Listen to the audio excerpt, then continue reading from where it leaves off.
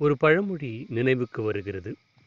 உங்களுக்கு உண்மையான நண்பன் எப்பொழுது தெரிவான் என்றால், நீங்கள் மிகப்பெரிய வெற்றி பெறும்போதோ, உங்களுடைய மகிழ்ச்சியான தருணங்களின் போதோ, அவன் உங்களுடன் இருந்தால் அவன் உண்மையான நண்பன் கிடையாது. உங்களுடைய மோசமான சூழ்நிலை, உங்கள் தோல்வி தழுவும் நேரங்களில் உங்களுக்கு ஆறுதலாக, உங்களுக்கு உற்றாராக ஒருவன் இருந்தால் அவன்தான் உண்மையான நண்பன் என்று நான் எங்கேயோ படித்த ஞாபகம் எனக்கு இருக்கிறது. அதுதான் இன்றைய தமிழக அரசியல் கள நிலவரங்களை பார்க்கும் பொழுது எனக்கு நினைவுக்கு வருகிறது.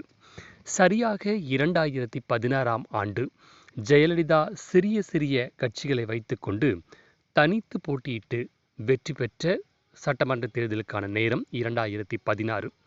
திராவிட முன்னேற்றக் கழகம் காங்கிரசுடன் கூட்டணி அமைத்து 90க்கும் மேற்பட்ட தொகுதிகளை கைப்பற்றி எதிர்க்கட்சியின் வரிசையில் அமர்ந்த தருணம். அந்த தருணம் முதல் முறையாக எதிர்க்கட்சி தலைவராக மு.க. ஸ்டாலின் அமர்ந்த தருணம் அதுதான்.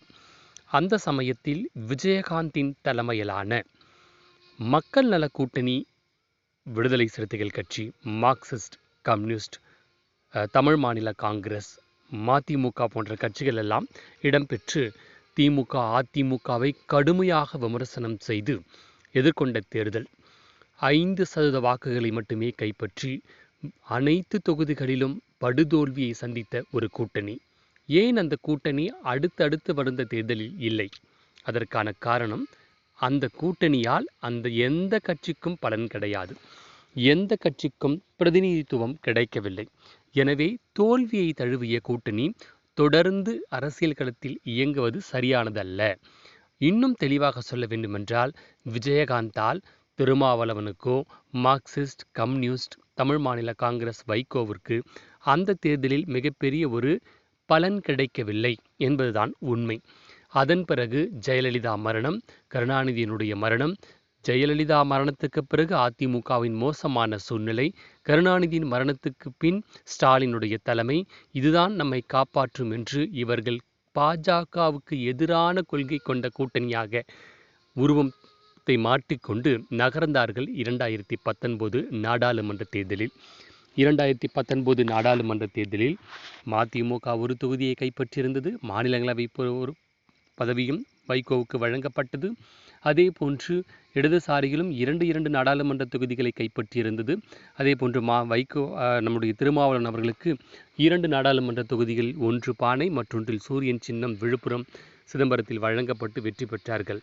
வெற்றி கிடைத்தவுடன் அந்த கூட்டணியை இறுக்கப்பட்டு கொண்டு 2021 அவர்கள் சந்தித்து அந்த கூட்டணி வெற்றி பெற்றது. அதே கூட்டணி வெற்றி பெற்றவுடன் 2024 அவர்கள் தொடர்ந்தார்கள். அவர்களுடைய கொள்கைகள், அவர்களுடைய எதிர்பார்ப்புகளுக்கெல்லாம் தாண்டியும் தொடர் வெற்றி கூட்டணியை அவர்களுக்கு பிடித்திருந்தது.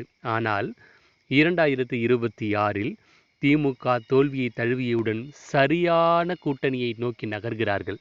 விஜயுடன் கூட்டணியிலும் பங்கு, ஆட்சியிலும் பங்கு என்று நகர் தொடங்கியிருக்கிறார்கள். காங்கிரஸ், விடுதலை சிறுத்தைகள் கட்சி, கம்யூனிஸ்ட், மார்க்சிஸ்ட். இதுதான் உண்மையான நேரம். தோல்வி கிடைத்து விட்டது திமுக. வெற்றியை பாகை சூடியிருக்கிறார் விஜய். இவ்வளவு பெரிய எழுச்சி, யாருடனும் கூட்டணி இல்லை, ஆட்சியில் பங்கு என்று சென்று விடலாம், வருகின்ற தேர்தலில் அவருடனே கூட்டணி அமைக்கலாம், நமக்கு தேவை வெற்றிதான், தோல்வி நமக்கு தேவையில்லை, நாம் செல்லும் இடம் நமக்கு வெற்றியை தர வேண்டும். இதுதானே இவர்களுடைய உண்மையான முகம். ஆனால் இதற்கு நடுவே அவர்கள் பேசுவது கொள்கை, பாஜக எதிர்ப்பு, சனாதனம், சன் பரிவார், பெரியார் கொள்கை, அண்ணா கொள்கை, திராவிட மண், இதெல்லாம் பெருசாக பேசுவாங்க.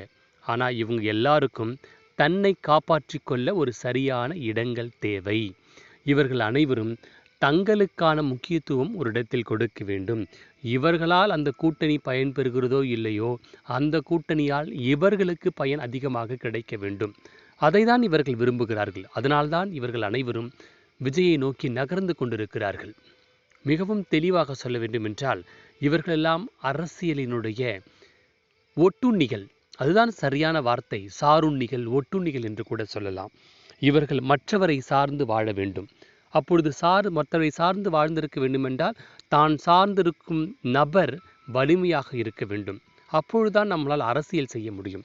அப்பொழுதுதான் நம்மளால் அரசியல் காலத்தை கழிக்க முடியும், அரசியலில் பிழைக்க முடியும். இதுதான் இவர்களுடைய நோக்கம். எனவே விஜய் அவர்கள் தனித்து தன்னுடைய பலத்தை நிரூபித்து விட்டார். எனவே அவருடன் நகரலாம். தேர்தலுக்கு முன் விஜய் அழைத்தார், போகவில்லை. அதற்கான காரணம் அவருடைய பலம் இவர்களுக்கு தெரியாது. இப்பொழுது பலம் தெரிந்து விட்டது. எனவே திமுகவை விட இவர் பலமாக இருக்கிறார், அங்கே நகர்ந்து விடலாம். இதுதான் உண்மையான காரணம். எனவே பலத்தை நோக்கி நகர்ந்திருக்கிறார்கள் ஒட்டுண்ணிகளும் சாருண்ணிகளும். இதெல்லாம் அரசியல் கொள்கை, என்னுடைய ஆட்சியில் பங்கு, இதெல்லாம் காலத்தினுடைய தேவை. 1000 சொல்லலாம், பிடித்தவர்கள் பிடிக்காதவர்கள் விமர்சனங்கள். உண்மையாகவே சொல்ல வேண்டும் என்றால் இவர்களுக்கு பலன் கிடைத்தால் எங்கு வேண்டுமானாலும் நகர்வார்கள்.